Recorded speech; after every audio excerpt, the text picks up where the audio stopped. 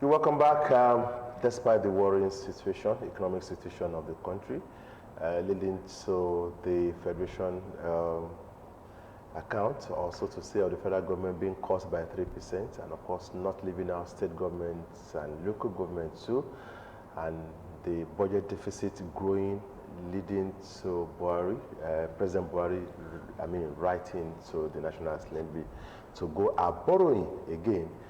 The security situation in the country is still very, very worrisome at the low end, to the extent that, there are still captives with the latest train abduction of passengers from the Abuja-Kaduna train. Just on Friday, an old man was released, and he said they said they are releasing him because it was the start of Ramadan. But you can be sure that the families are saying about 100 million was paid for him to be released. There are reports that they've collected up to 250 million ransom so far, and they are still urging the federal government to come and discuss with them if they don't want, if the FG does not want the captive area to be turned into abattoir, so to say. You know what that means. Of course, pockets of crimes here and there involving worrisome security situation in the east, in the north, everywhere.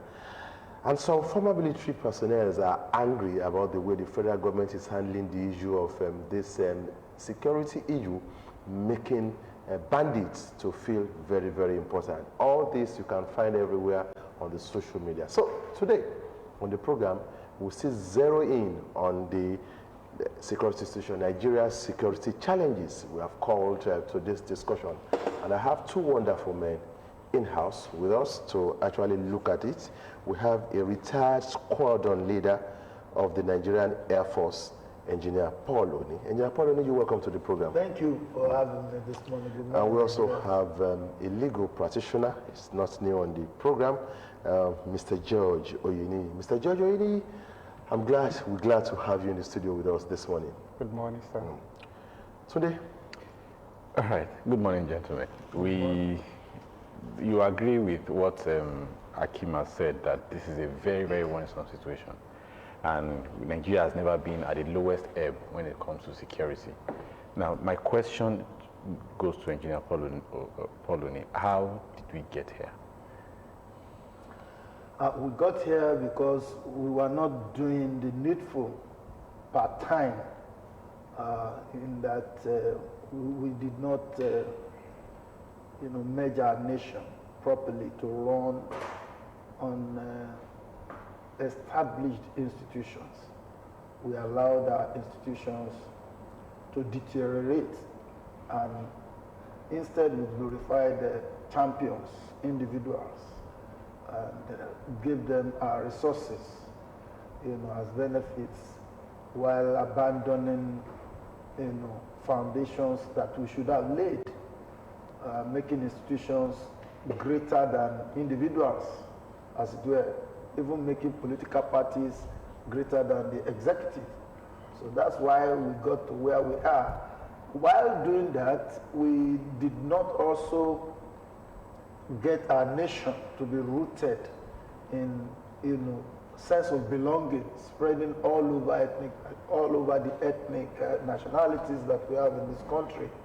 Nigeria being an heterogeneous nation, we did not, do things that will merge the component, the parts of Nigeria, so that we really have a sound nation.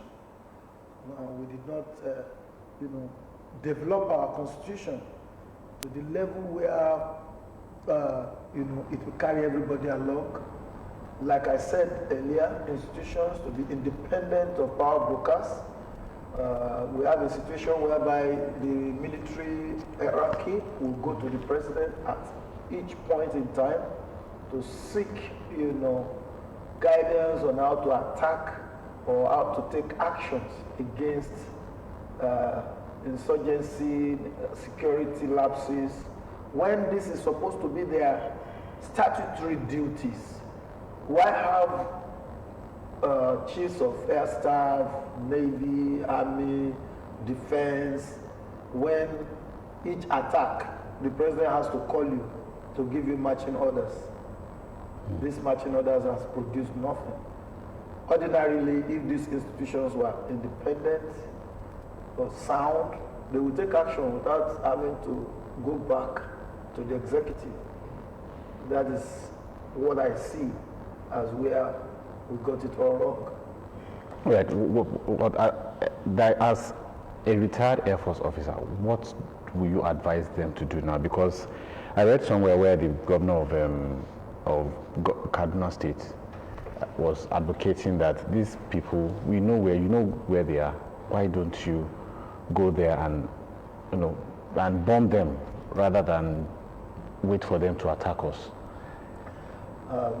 The argument against bombing them is because of the civilian casualties, because they use civilians as shield, kind of. But if you are not bombing them, why not march on them? Why not march on them?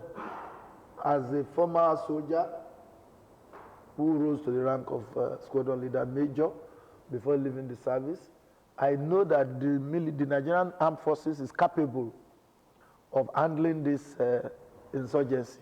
I know they are capable because we did it when we had the Liberian issue. We did it in Sierra Leone. We went for many peacekeeping operations. Even our police excelled outside this country. And the Nigerian Army, the Nigerian Armed Forces also, prosecuted the civil war where they marched on Biafra. They marched from coast to coast and liberated, cities, towns until the surrender was achieved. So what are we talking about? I say it is a shame that we are not unleashing the armed forces on this insurgency fully. Apart from carpet bombing, you cannot carpet bomb since we have villages in the forest, since we have civilians amidst the conflict, but you can march on them.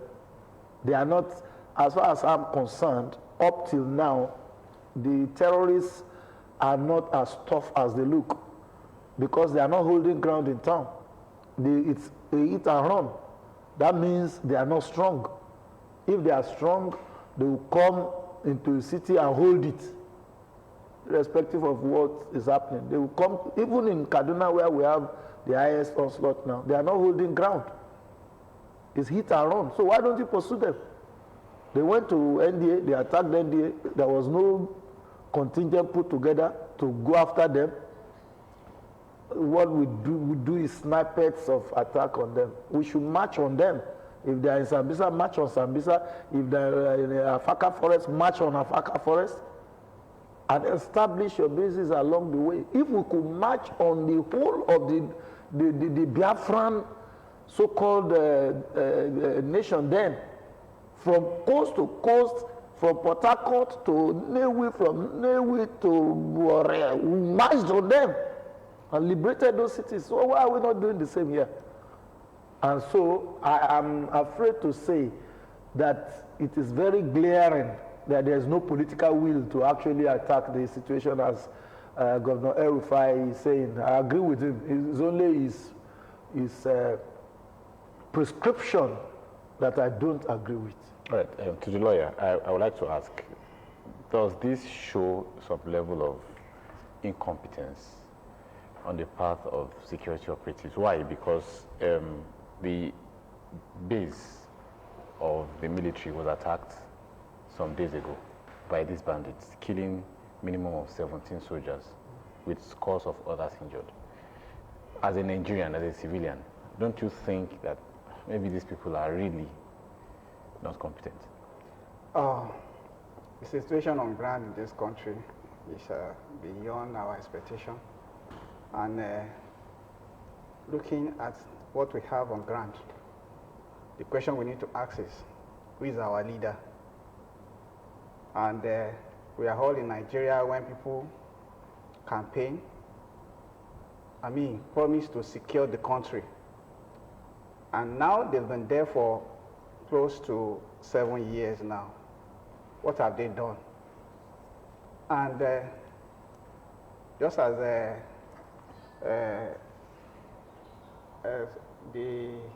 has just been said, that on the part of the government, there's that of a lack of political will to crush the insurgency. And that is the reason we have to go to the root cause of this. You know, we've been saying that, who are those people behind this? Are we ready to put a hand to all this? For example, in Kaduna, we've been hearing series of attacks here and there. Let us, look back. Once you could not govern a state, once there's a breakdown of law and order, what do? You need to take a strong hand and bring it under control. We could remember during the time of the regime of Baba Obasanjo, you declare a state of emergency in certain places when you find out that you can no longer maintain law and order. But for the past 7 years, the abnormal has been the norms. The military, you change them, they'll be complaining, they need hardware, they need whatever, they need more funding.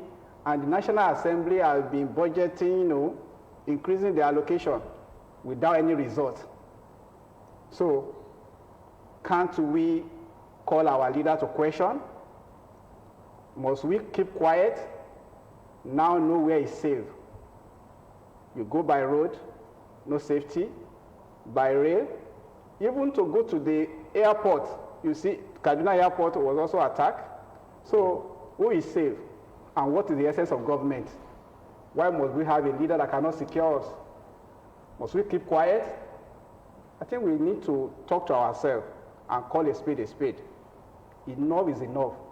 And when a party comes to power, when a party comes to you, canvass for a vote, you need to ask questions. What have you done? Are we better off than the way we were before? So these are things that all of us, we have to open our eyes. We are getting to a situation whereby we see there is no government. Everybody take law to his or hand. But must we get to that level? You see? And you see, it is saddening that we find ourselves in this situation. And we must talk. We must talk. And we must call our leaders to order, demand responsibility. The essence of governance is for you to be able to secure your people, not just there for the fidelity of the office. You go for your own medical treatment. What about those people who are on the street? What about the non-common man who are being killed? So these are the issues. We need to call our leaders to question. Our National Assembly, I think they have failed us with respect. They have. Because if we have the president who's supposed to be guided, who's supposed to be, there must be check and balances. You understand? But when we have a docile National Assembly, who ought to be representing the masses, in your constituency, they cannot go out, but you sit down there in Abuja and you kept quiet. What are they there for? So these are the things that we need to make demand on. We must call our leaders and let them do the right thing. The military, let me tell you, it's not the issue of not being funding. It's not problem of proper funding or whatever. It's the essence of, are they given the right, order to crush this insurgency? For example, if a governor of a state will come out and say that it was not the bandit that attacked the train, it was a Boko Haram, whatever. So what are we talking about? So it was not this particular set that attacked. So, and what were you doing? If you had that privileged information, wouldn't you have already divulged that before it was done? So, I think it is better we go to the drawing board and put our house in order and stop to being ridiculed in the community of nations. God has blessed us with everything we need to have, but the problem is leadership. And as a people also, we must make demand. Security is the number one responsibility of any government. But as we see it, almost a failure, because you cannot go out freely and come back. You are not sure that you are coming back. You could be attacked on the road, you could be attacked on the air, you could be attacked on the rail. It's so saddening. Engineer Oni, if you look at the way some of these attacks are carried out, some of this oppression,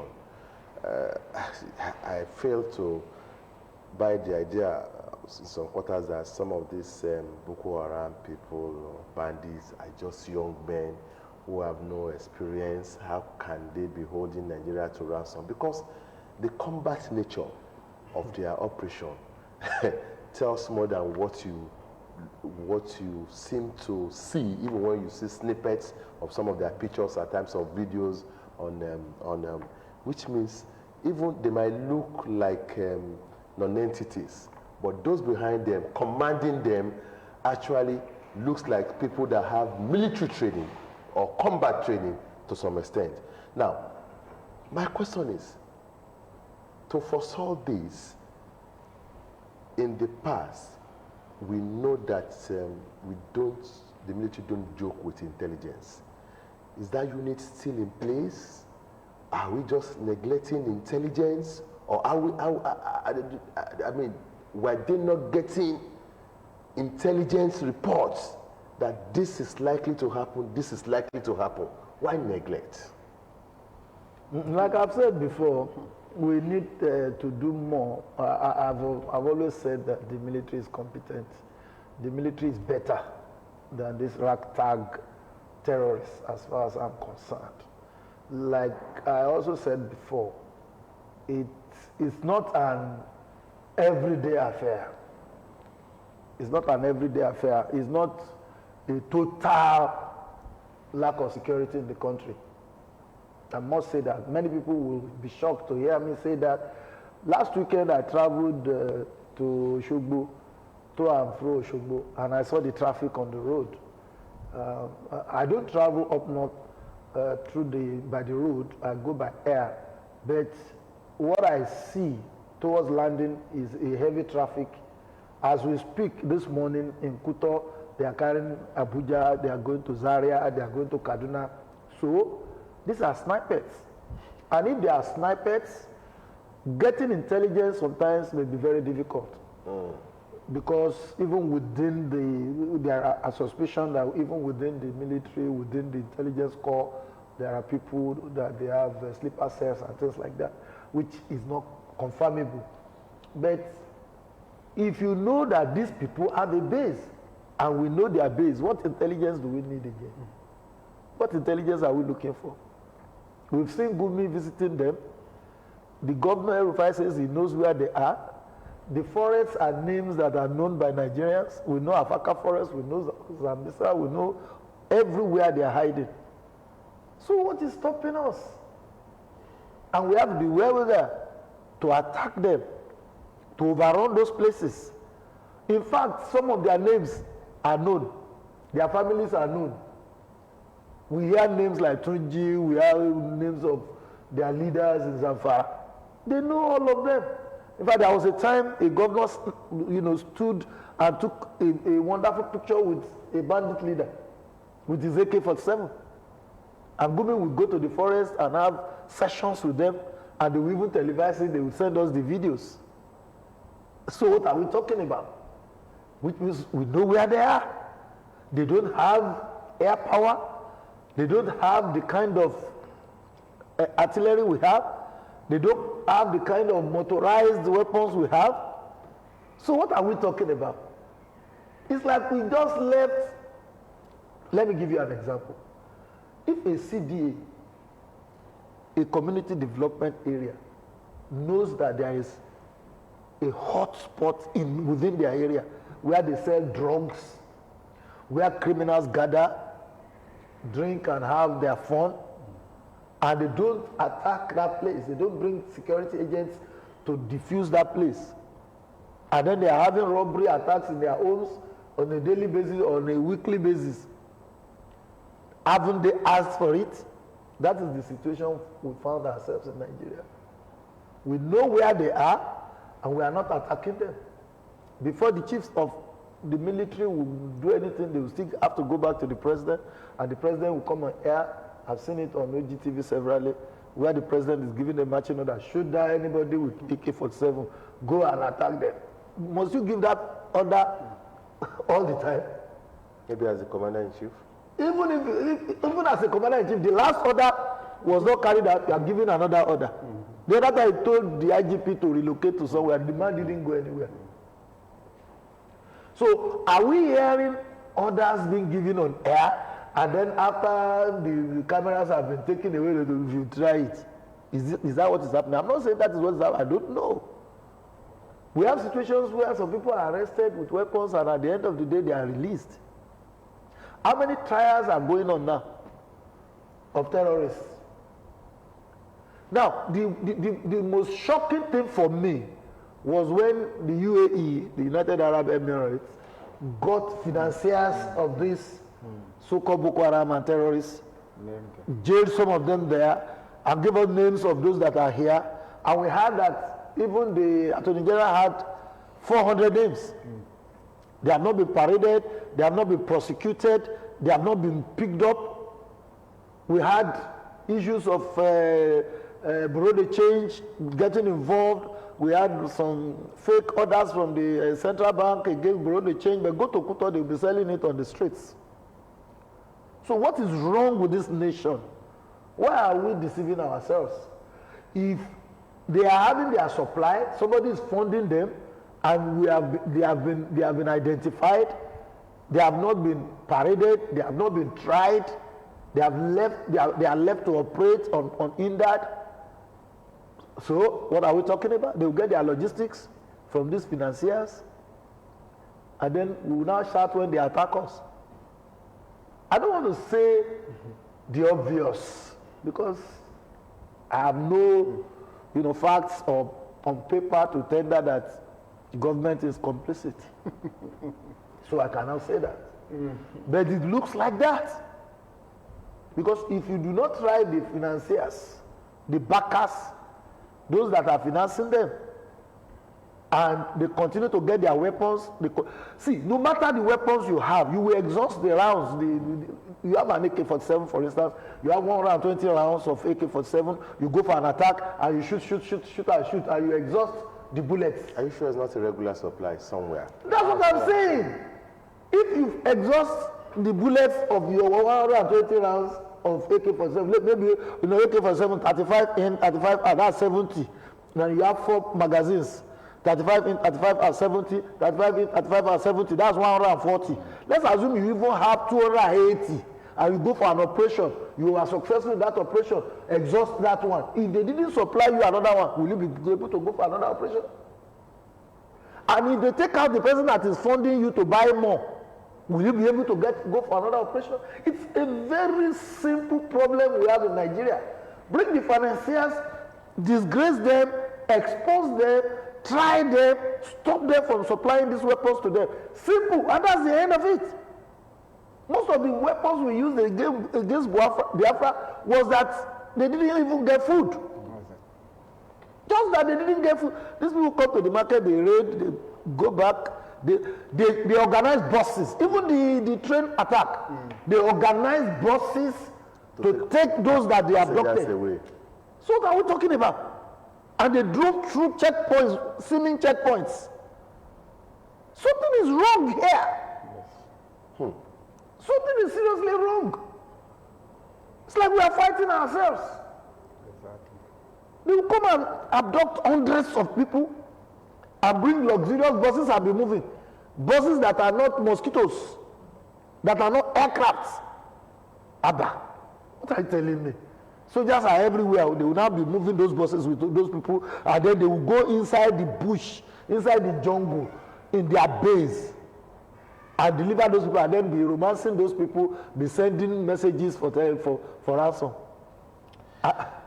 Hey, Mr. It's shocking. It's shocking. If you remember during Jonathan's era, where he publicly said, Boko Haram people are in my government, and looking at the fact that when this banditry issue started, people were shocked that governments on so many occasions were negotiating and paying ransom here and there. And they got, how do you call it now, more confidence. Because people will tell you that we are not too sure if more people are coming to banditry. It's just the same people. After a successful terrain here, they will plan again and of course move elsewhere, especially in the north here and there. Now, looking at the objective of going to negotiation, which is to collect ransom, and if you look at how much has been collected since we started experiencing this banditry issue and kidnapping issue? Is it towards 2023, like some people have suggested? Could it be? That, okay, in any way, for the, as we said earlier, lack of sincerity on the part of the government to fight this menace of banditry and insurgency, and complicity on the part of government also, and people in government who've had names. And I begin to ask myself, this issue of NIN, your mobile, for you to update your mobile data and whatever, they ask all our children in school to go and do your NIN and whatever. What is the essence? You see? So that goes to sincerity of purpose. What do they aim in asking us to go and have your NIN, to update your mobile phone with your data so that whoever is misusing the phone will be able to be tracked? And bandits still communicate with phone. Yes. So they are victims. So, and they are collecting money ransom. What about the person that just been released from the train attack? We've been hearing how much was paid and whatever. What is the government doing? I loved when the National Assembly was saying that they are going to promulgate a law that will say, that will criminalize the payment of ransom and whatever. Who are those people behind all these things? Do we go to the root of it? Does the government have the willpower to crush it, or are they part of it? I begin to ask myself, most of the House of Assembly in the Southwest and some other part of the country, they pass law, banning all this open grazing. Ironically, in front of my house, I saw cow moving in Abeokuta here. I passed through going towards the Abeokuta. I saw cow in the people's farm, whatever, and we have a law. So what are we talking about? And somebody says the chief law officer of the country or whatever, and you need to choose which law to obey or not. We have problem. There's a serious problem, and we must talk. Now we are talking about 2023. How we now admonish our people, the populace, because the Constitution says that the sovereignty resides with the people. So you have the power. It's not a matter of party now. And when party comes, begin to tell them, you fail us. This is you promise us this, you promise us that, you fail. So what else do we have? Let us make demand. Let's make demand. Things must not continue this way.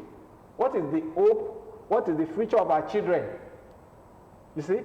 Most of these people, they have nothing, most of these people we find in government, they have nothing to offer us. They are just there selfishly for their own purpose, for their own family. But we, the people that the Constitution said the power resides with us, we need to rise up. It's just unfortunate that during the time of the NSAS, people came up, the youth, they were in unison, make demand. Alas, the government failed woefully. All their promises, they are going to increase the number of police that we have, they are going to increase their salary, whatever. Which promise have they made, have they fulfilled? So these are the issues. So we have government of deceit. And people, you have to talk and make sure that such thing never repeats itself. We must go and get your PVC and vote right. It's just at the corner.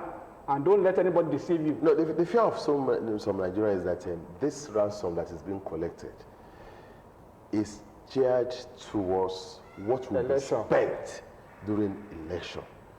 No proof, insinuations, but situations that Nigerians are facing now calls for a whole lot of insinuations. Do you blame them? Issue of ransom towards election, whatever, I'm not thinking that way. Although we know that money politics, is the order of the day in Nigeria, as in, when people in Yoruba Parliament say, Diboko, Sebe, or whatever.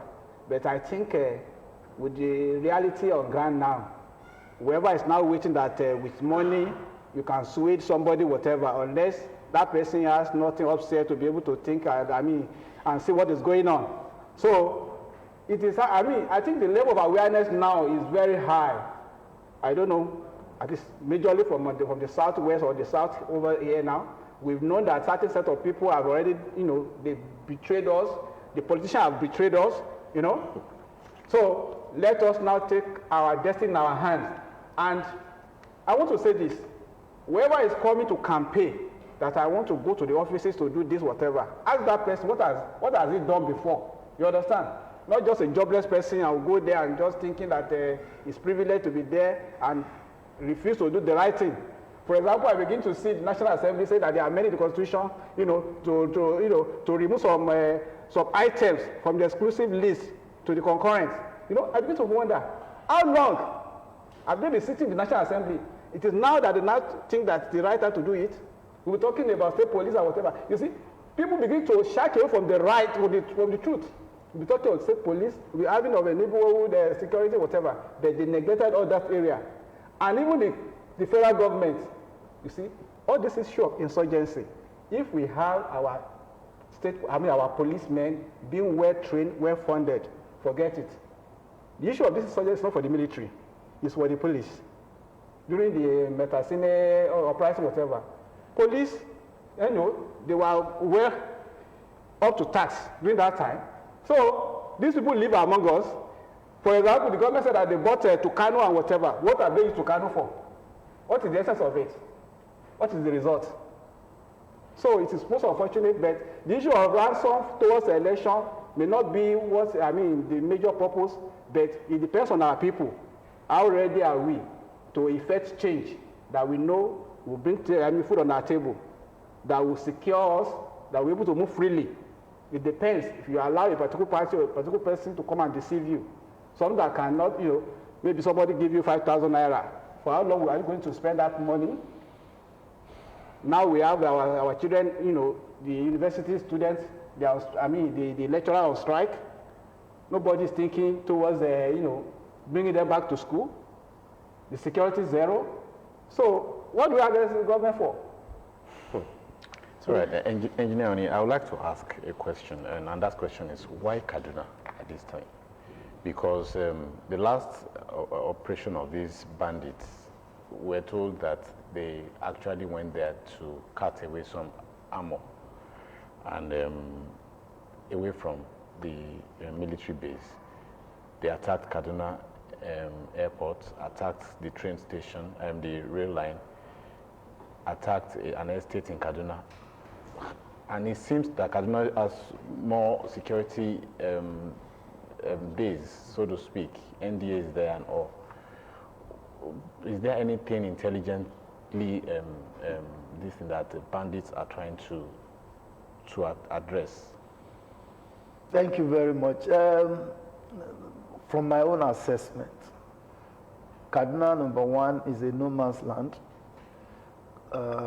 Does not have this solid emirate like other northern states, apart from the Emir of Zaza in Zaria. Then Kaduna also, like you've rightly pointed out, has most of our training institutions. So if you look at it from the angle where government hasn't gone, you know, all out against this insurgency, you will know that it is somewhat political. You know, like Akim was trying to point out, even though I know that ransom money is infinitesimal considering the kind of amount that, the humongous amount that is spent during our elections. It runs into billions. And these ragtag terrorists, before they can raise $1 billion, it will take time, you know. So let's look at it from the political angle. You will then narrow it down to the fact that they are making a statement. They are making a statement by these actions. Like I told you earlier, Nigeria has not been able to merge as a nation. It's still a country of ethnic nationalities that have not been fully united with a common constitution. So if you look at our presidency from the beginning of 1999, it had always been swayed by violence. Before Yorubas were given the 2 slots for NRC and is it the other party, SDP and NRC? Was it? No, not that one. The one that Baba Obasanjo won. Okay. AD and PDP. And PDP. We had just 2 presidential candidates, Olufalaye on one hand and Baba Obasanjo on the other hand. Why did they have to give it to the Yorubas? Some parties are talking that we don't have zoning. Zoning has always been the key. Why did they zone to the Yoruba land, to the southwest, as it were then? Because of the June 12 struggle, because of the violence of June 12. And then after President Obasanjo left, he was able to say, let's placate it enough by bringing in Yaradua. And Yaradua died, and then we had to bring in Jonathan. They now said, okay, the militants, because they organized that amnesty, and they knew that the militants would have stopped the economic power of Nigeria, so they placated them by giving them Jonathan. So after Jonathan, now we have President Buhari. Before President Buhari, during Jonathan's tenure, there was this violence about Boko Haram. So Nigeria has always compensated areas where violence is immense with the presidency. That is a very bad way of organizing a nation. So now President Buhari is going to spend his 8 years, God willing. By next year, he will be handing over. Now the North has this scenario that they should still remain in power. So you see them agitating. This is a political agitation for the presidency. It's nothing else. It's not about the money of the ransom. It's about putting the country on its toes so that you still send the presidency to them. And what message do I have? That the South puts down its feet, that it is the turn of the South. Whether they kill everybody up north, whether they fight every day, do not allow this violence to determine the presidency in 2023. That is my message to everybody. And that is how to forge ahead. By the time a Southern president comes, he will not open his eyes and be allowing funds to go to the terrorists. He will not allow terrorists to take over our lives. And maybe he will be more swayed to restructure this country, because once this country is restructured and balanced, we will be done with all these crises. I will want to disagree with my, we call them Leonard, Leonard friend, by saying that the National Assembly has not done well. I believe the 9th Assembly, with the 46 passed amendments recently, all their sins are forgiven. You know why I say so? If you look at the 46, you can't get everything in one day. There is no state police there, but there is the local government autonomy, there is the financial autonomy for the judiciary. There are so many things in that 46 amendments. I have them. I listed them, I read them one by one, and I know that it is very close to restructuring. So it has now been thrown to the state houses of assembly, hoping that they will not do what they did the last time. They wasted all our money, and the amendments never saw the light of the day. I've spoken severally with the Right Honorable Speaker of the House of Assembly, Right Honorable Olakunle Oluomo, who is also involved with the Conference of Speakers or States of Assembly in this country. And I have gotten his assurance that they are going to work with the Conference of Speakers to make sure that most of these amendments are passed by the states' houses of assembly, because the last time only 9 was passed. So if a state assembly will be voting against something like local government autonomy, judicial autonomy, all these autonomies that will help us, then you know that we are our own enemies. So this is a political agitation. Kaduna is a central no man's land in the north. So, and all training institutions are there. They will not attack, they are not attacking combat institutions. They saw the one mechanized division in Kaduna, and they left it and went to NDA. They will go and attack soft targets like the train and all that. Meanwhile, your train is supposed to have a bomb detector in front of it that will apply the brakes 3 kilometers to the IED. Why are you not having that? Just something you will put in front. How much will they buy that? And the train is coming and senses a bomb. Bomb is the easiest thing to sense with metal detectors. Very easy. Easier than even rifles, pistols, and the rest. Very far away, that detector will know there is a bomb ahead. And that train will automatically, releases the pilot or the driver from even operating anything, and we apply the brake. But this one still got to the where the bomb. This one went into the IED. And of course the bomb before. And the bomb exploded. And the guys were waiting there. And they were waiting there. There are supposed to be drones on that train. That once that train detects that there is a bomb 3 kilometers away, that drone will fly and shoot that bomb and explode it, if that is the best thing to do. And the train maybe reverses, because the train is like a worm. It can go front, it can go back. Yes. And be pushed back. So, and if a drone is flying ahead of the train, you will see that there are human beings carrying weapons. The driver of the train can see everything ahead of it, like an FOB, a forward observation base. So he sees everything like 5 kilometers a radius of the rail tracks. Just one simple drone. So the driver will know that there are human beings 10 kilometers ahead carrying weapons. And then he has contact to the nearest military base that will attack those people that are hanging around there. And anti-bomb squad will go there, defuse the bomb, and then the train can pass easily. Any country where your train cannot move effectively, networking your nation, is not an established country. Well, that should be the safest. It's supposed to be. It's not an established. Yes. That's the wild. That's what you call the wild west. Yes. In Texas in those days, when they were attack trains, those things happened in the 17th century. That's what is happening in Nigeria in the 21st century. So you can imagine what is going on. So who refused? You can, even the worst nauseating event was when you now hear the transport minister will say, I made request for those to safeguard the trains, and the thing was not approved. A whole minister that wants to contest for president.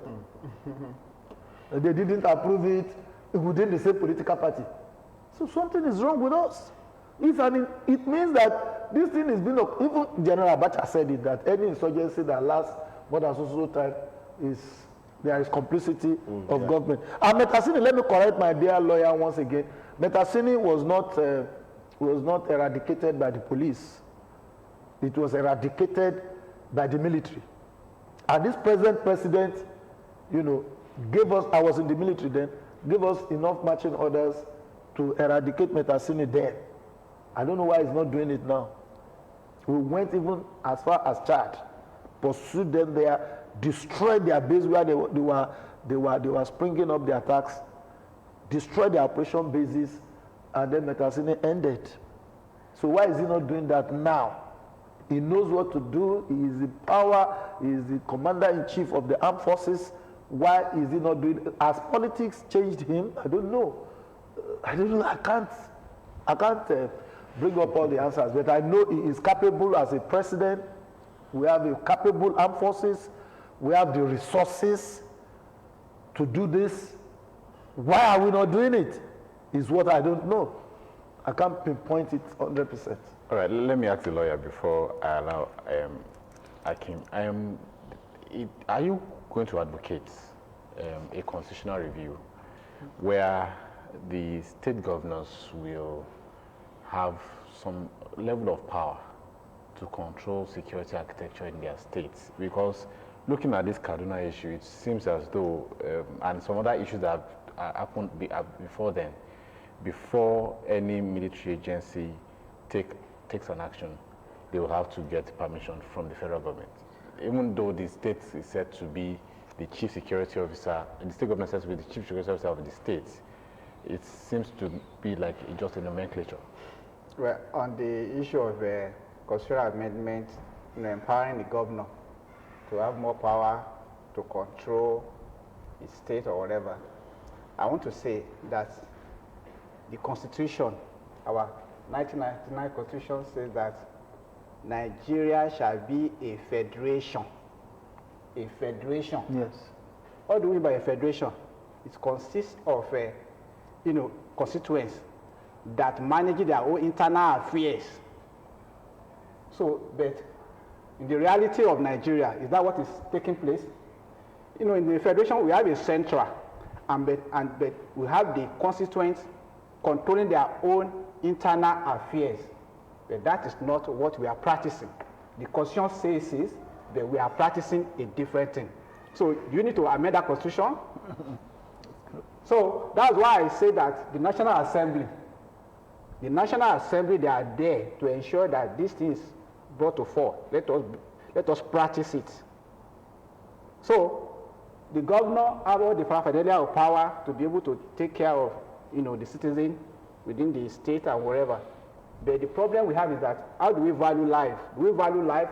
Does the governor know that for every person that died, unlawfully, there should be a question. When you see somebody, before when we were very small, when you see a corpse on the road, people ask questions. You see, they will call the local government people to come and and find out what happened. Now, does anybody care? Even the corpse will decay on the road. So, how do we get there? Get here. So, let us begin to. The governor has all the power. Although there are some, some constraints, like the issue of the commissioner of police taking an order from IGP or Abuja, whatever.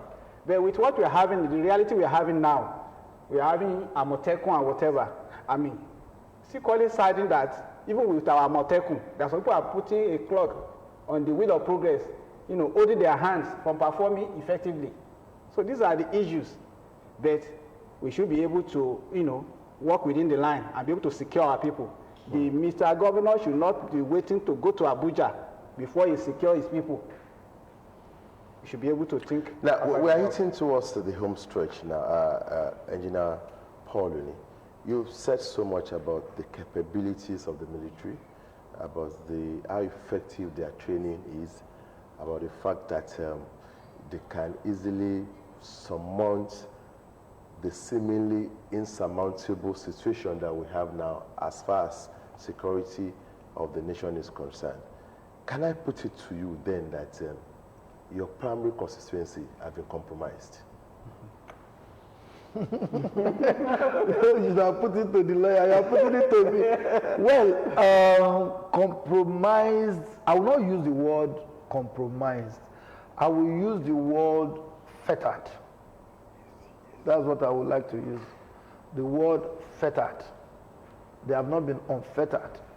So if they are unfettered, they'll be able to act fully. The military that I know, what happened in Liberia? I was in the service. We didn't have any base in Liberia. And we got the United Nations to say that Nigeria should act.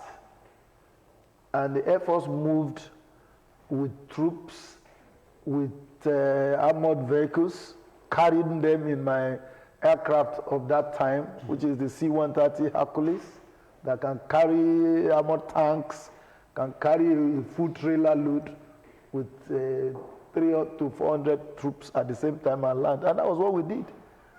And we were dropping armored tanks with parachutes close to the ground. And the soldiers were there attacking us.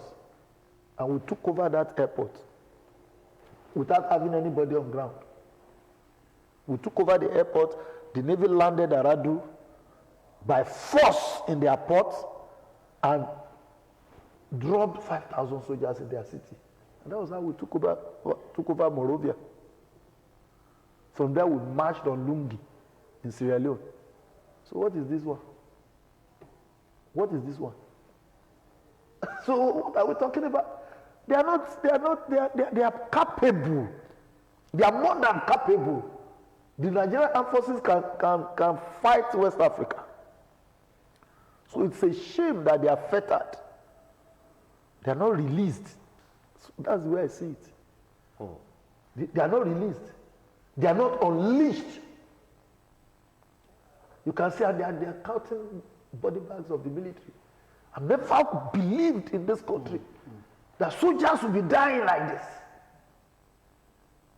When, oh my God, so somebody moves from somewhere and goes to kill a soldier, and you know where he moved from, and yet you left at his base unattacked, so that he can attack you again and again and again and again.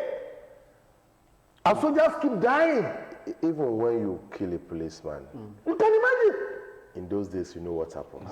Talk less of a military man. Now, if this is happening, do you still wait for instruction From anywhere. to move? Even me as a retired officer, I'm moving on the road, and a policeman stops me at a checking point, for instance, and asks for, you know how many documents they'll be asking for, and after giving some, I say, look, my friend, I'm going to somewhere, I'm a retired military officer, and then he says, what is my business, and some soldiers are passing. It happened to me severally. I will have to beg the soldiers, no, leave him, please, leave him, don't fight anybody. Look, Mr. Man, this is it, allow me to go. Because soldiers, we have what we call the expert to call, we fight for ourselves. And in this, it's like somebody is chaining them down. If you have a lion in your house for security, and a dog is coming from outside to harass your house, if that lion is chained down, the dog will enter, take whatever it wants, and go back. The lion will just be roaring. That is the situation we have. It's not even within the military. The military is chained. The military is fettered. That's what I mean by fettered means chain. You chain somebody. They cannot move. If it was a military rule or that they are not chained, somebody attack NDA, my lovely Nigerian Defense Academy, and nothing happened. And they attack, killed an officer of the rank of major, and then they were running away into that same Afaka forest, and there is no squad that went after them. We didn't hear of any serious fight in that Afaka forest, and trees were still standing in that forest. Under normal circumstances, there will be carpet bombing. What I call carpet bombing is bombing step by step, to the extent that They level the place. They level the place. We don't want to know whether, that's what Elrufai was talking about. We don't want to know whether they are human beings. We don't even want to see trees in that place. Make it a desert. And we have the capability. Even before Tucano, we have the capability. We had the capability. We have the capability. We always have the capability to level Sambisa, to level Afaka. The Nigerian Air Force can do that. The army can do it. So As we go, if you look at the way Engineer Paul has been arguing, definitely the situation is redeemable. Of course. Why are we not acting? Who is benefiting from the quagmire that we have as the situation now, talking about the security of this nation? Well, I would say to a certain extent it will be political.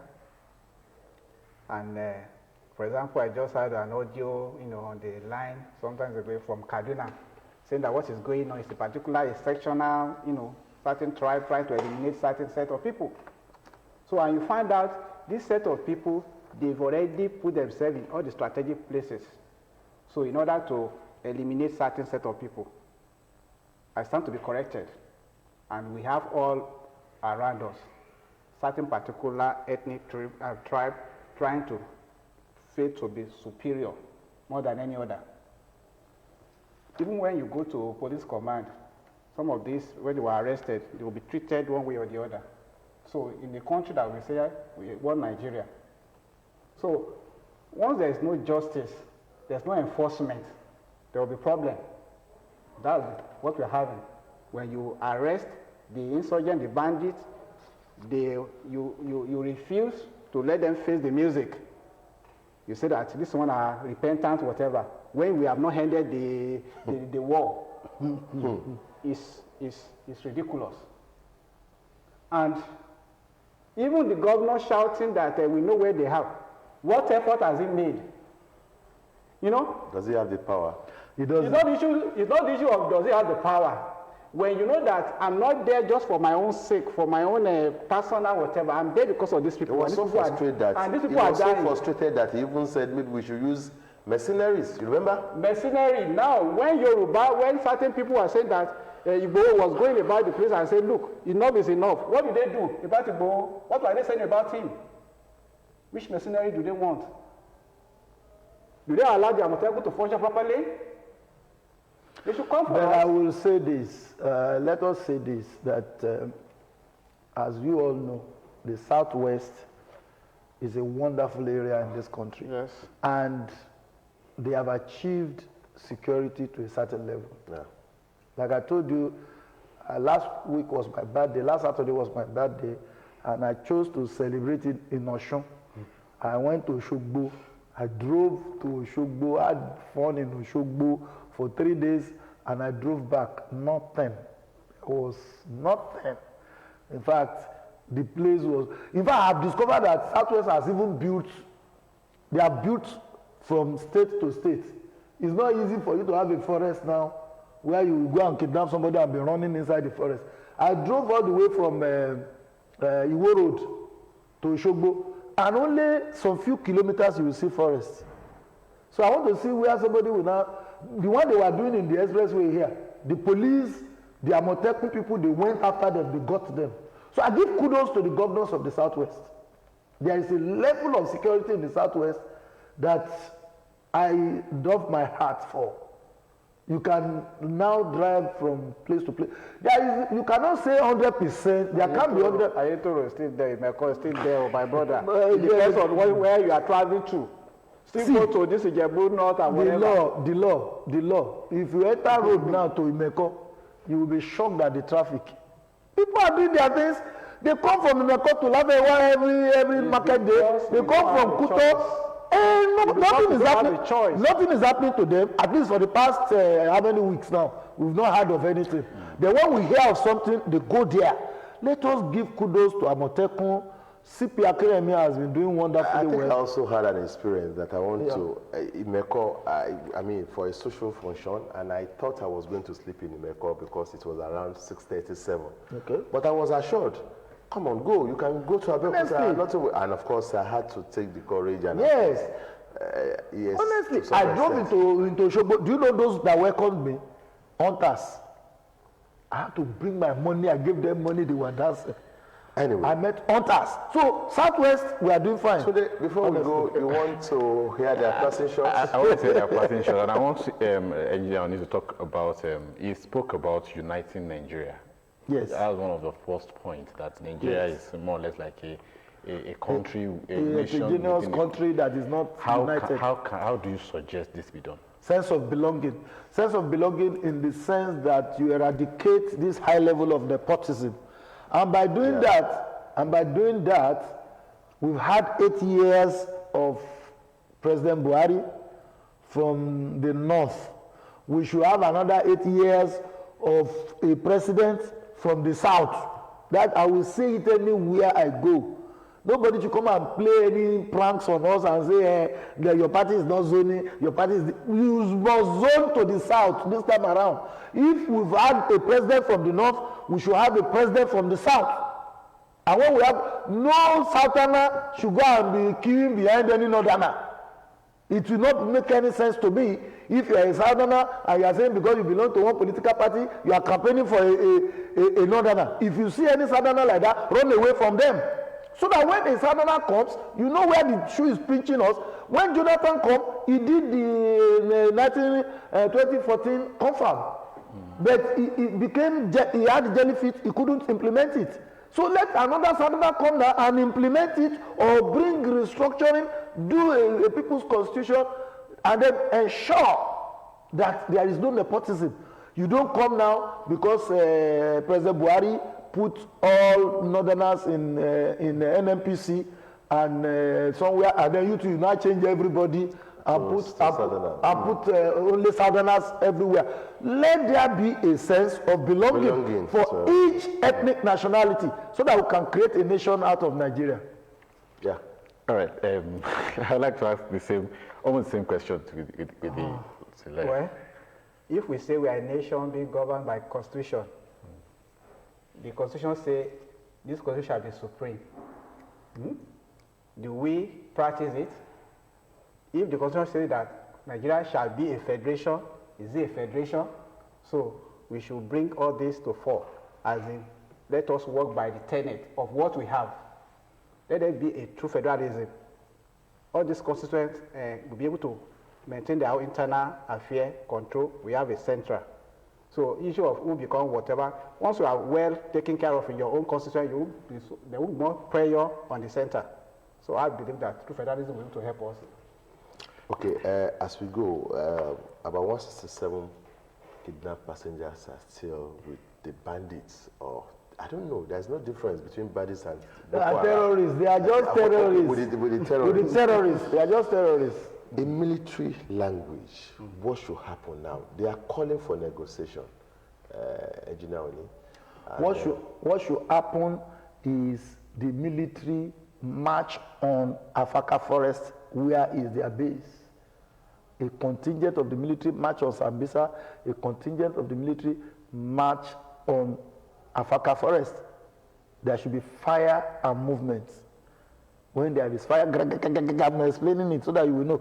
Move, move, when they push the civilians, you know how to shoot without hitting the civilians. The civilians will be running into the soldiers, and you'll be killing the terrorists. Anything below that. And it's normal because yes, you can't have a success without some people. You must have a little bit of collateral damage. Collateral damage. So that is what they should do immediately. Unleash the military on those forests where they are. When we wanted to defuse the one in Ogere here, what did they do? They formed a contingent, the military, the police, the DSS, Amoteco, so safe, and they went there, they walked. Once they see you coming, go, papa, that you are coming to their base, to God humanly, they will be dropping their weapons and be fleeing. They are cowards. They cannot hold ground. Why didn't they hold the train line, the rail line? They should have pinned down there and hold the rail line, that nobody will come to this place. Why did they kidnap somebody and start running away? Pursue them and recover all. They have the willpower. All willpower of the leader. That's the question. It doesn't mean that we don't have those who can actually willpower go and do it, as you said. We have. We don't need mercenaries. But the political willpower is a suspect. Has been a suspect. That is it. For so long. Suspect, yes. All right, that's how we're going to end this program this morning, the last edition. New Dawn will be here again Friday. Tunde Olaniro and Akim Akitunde. We want to thank our guests. We've been looking at Nigeria's security challenges, and we've had here talking so much Engineer Paul Oni, who is the retired squadron leader of the Nigerian Air Force. Engineer Paul Oni, thank you once again for coming to the program. Thank you for having me. Of course, despite my short notice, I want to appreciate our legal practitioner, Mr. George Oyeni. I just called him up in the evening yesterday, and he said he will be here. I promise you, will leave by 9. It's almost after 9 now, but still within the. Thank you very much. I appreciate you so much. All right, we have to go, and we are leaving you on a hopeful note, because we believe that things will get better security-wise, and we trust that all we have said so far, those in authority have listened, and something will be done appropriately. My name is Tunde Olaniro. On behalf of the crew and the producer, James Yosunu, we are saying bye. James Yosunu is back. He's back. It takes over fully from next Friday. James, you're welcome. I don't know how to say it in English, but you're welcome. All right, we want to say thank you so much. Join us same time next week. Bye-bye.